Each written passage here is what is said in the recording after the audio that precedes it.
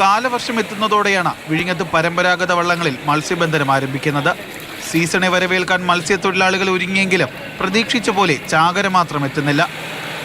ഒന്നുമില്ല. മുൻകാലങ്ങളിൽ വെച്ച് നോക്കിയാൽ വാളമീനില്ല, കൊഞ്ചില്ല, കണവയില്ല, ഒന്നുമില്ല. കഴിഞ്ഞ അപ്പുറത്തെ വർഷമൊക്കെ നല്ല തിരക്കായിരുന്നു ഈ സമയം. ഇപ്പം കണ്ടല്ലോ, ഫ്രീ ആയിട്ട് ഇടയ്ക്കാണ്. ഇല്ലെങ്കിൽ ഇവിടെ എല്ലാം ബോക്സ് എല്ലാം നേരത്തെ വെച്ച് കൊഴിയാളെല്ലാം അളന്ന് കൊടുക്കേണ്ട സമയങ്ങൾ ഇപ്പം ഒരു രക്ഷയില്ല.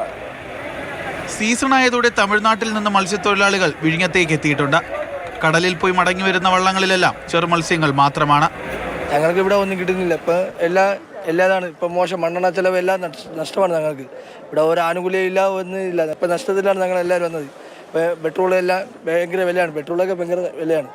അപ്പോൾ നമുക്ക് എന്താ ഒരു നഷ്ടപരിഹാരം ഗവൺമെൻറ് അനുമതി തരണം. തങ്ങൾക്ക് ലഭിക്കുന്ന വരുമാനം കുറവാണെങ്കിൽ പോലും സഹായം അഭ്യർത്ഥിച്ചെത്തുന്നവരെ അവഗണിക്കാൻ മത്സ്യത്തൊഴിലാളികൾ തയ്യാറല്ല. വള്ളങ്ങൾ നിറയെ മീനുകൾ എത്തുന്നത് അറിഞ്ഞതോടെ തീരത്ത് തിരക്കുമേറി. പുലർച്ചെ തുടങ്ങുന്ന മത്സ്യക്കച്ചവടം രാത്രിയും തുടരും. ചാകര എത്തിയില്ലെങ്കിലും വിഴിഞ്ഞത്തെ മത്സ്യത്തൊഴിലാളികൾക്ക് ആവശ്യത്തിന് മീൻ ലഭിക്കുന്നുണ്ട്. പക്ഷേ മണ്ണെണ്ണയുടെയും പെട്രോളിൻ്റെയും ചിലവ് പോയിട്ട് ഇവർക്ക് എത്ര രൂപ ബാക്കി കിട്ടുമെന്നുള്ളതാണ് ഇവർ ചോദിക്കുന്നത്. നെല്ലൈ മുരുകനൊപ്പം ജിബിൻ JB, മാതൃഭൂമി ന്യൂസ്, തിരുവനന്തപുരം.